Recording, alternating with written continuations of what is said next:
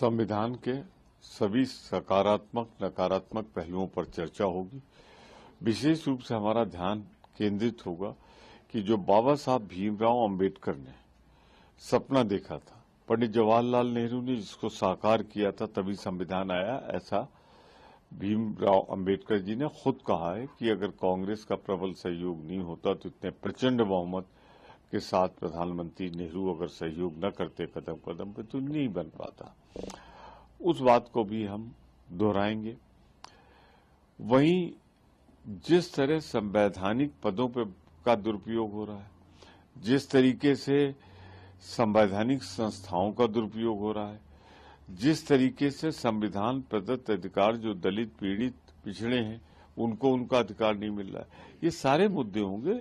हर मुद्दे पे चर्चा होगी। संविधान पर बहस की मांग कांग्रेस पार्टी की ओर से मुख्य तौर पर हुई थी, लेकिन प्रधानमंत्री अपने 1 घंटे 50 मिनट के भाषण में पंडित नेहरू से लेकर इंदिरा गांधी से लेकर राजीव गांधी तक पर सवाल उठाए। प्रधानमंत्री मोदी जी के साथ एक समस्या हो गई है, वो बहक जाते हैं। कहाँ पंडित जवाहरलाल नेहरू का कद या उनकी याद आती है, उनके अंदर हीन भावना हो जाती है और वो भटक जाते हैं।